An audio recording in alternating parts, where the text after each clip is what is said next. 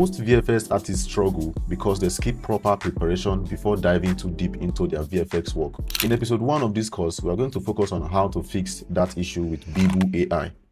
Welcome to the Blender Greenscreen VFX course. I'm Neddy, the cinematic guy, and in episode 1, we start with the most important thing, which is using Beeble AI to remove your green screen to generate depth and normals and prep your footage for Blender VFX. So let's get to work. This is Beeble.ai, the official website where we are going to be removing our green screen today. You can see that everywhere is already green, which feels like a very safe place to do your green screen work.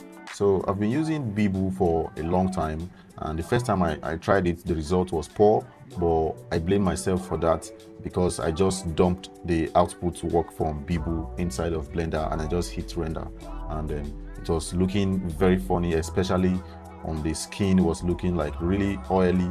So you have to do a little bit of tweaking, which we are going to do today. When you are recording your clip, I would advise you to go for a very flat lighting like we have on this guy here. So don't do any creative lighting that looks like you are trying to make your shot look moody for night. No, you're going to do all the lighting inside of Blender. So the clip I used, I'm going to put a link in the description so that you guys can download the same thing. But since you are using a free version of Beeble, you have to cut the clip to 5 seconds clip because you can only make use of 5 seconds if you're using Beeble for free.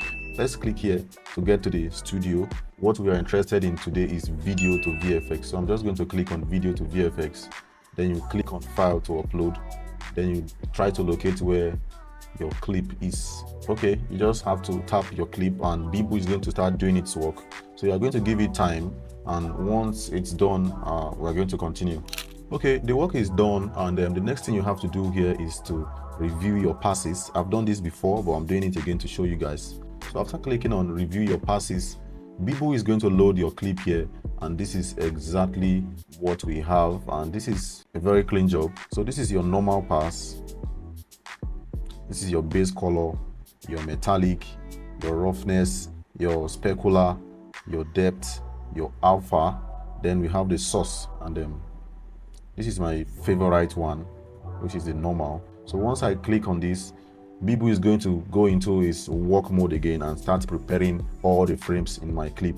I can see at the top here that 3 minutes remaining, so we have to wait for 3 minutes. So while the shot is still processing, for those of you guys that don't have the plugin that you're going to use to import your clip inside of Blender, it's advisable that you go into the plugin tab here, Blender plugin. Here it is. So you just have to download. I've done that already and I don't want to go over the whole thing again. So just download the Blender plugin and install the add-on. So let's go back into the interface. Okay, the processing is done, and for one more time we can still go through everything again to see what it looks like. This is no longer a preview, this is the final quality, so everything is really clean here right now. So as you can see, we can play the video and see how it's looking like in each of this mode. This is the time to download our VFX passes and head over to Blender to continue working. You're supposed to go to your Blender tab here, then go to your VFX passes, then you're going to do uncompressed PNG frames. Exactly, because I made this mistake of choosing this high quality MP4 and the quality was like really blurry. That's in the first trial I did for this course before I started recording. So I'm going to choose uncompressed and download. I've already done this before, but I'm doing this again for the second time for you guys to actually learn how to. So let's download anyway. So this is Blender 4.5, and I'm sure this is going to work inside any version of Blender you have. This is my, don't worry about this guy, this is my reference. I use this to like reference buildings or objects anytime I'm modeling or arranging a scene.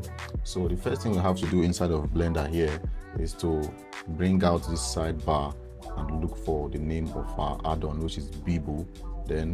So Beeble has made it easy for us to import our VFX splits inside of Blender. So it's not like you're going to manually bring them in.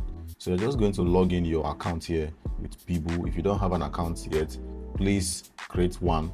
So right now we are successfully logged in, and you just have to click on this button here, import VFX passes or a zip folder. So once you click on it, you're going to try to locate where your where your download is. So this is from today, walking guy with firearm. This is the right shot. So I'm just going to double click it. So these are the import settings, and current scene is 25 fps, imported VFX passes is 24.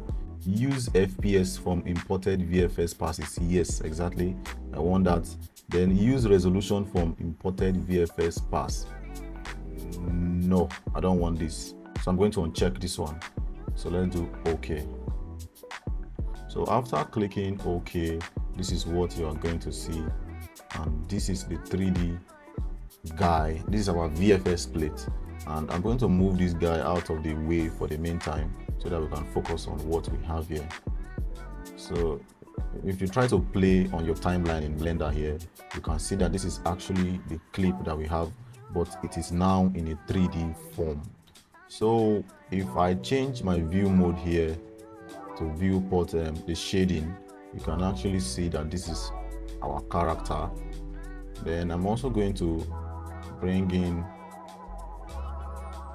this strength. Let me bring up the strength of this scene here so that we can actually see what we are working with. So this is looking really nice, if you ask me. Let's take a look at the settings that we have access to. So this is a 3D shape. Let's go back here so that you can clearly see it.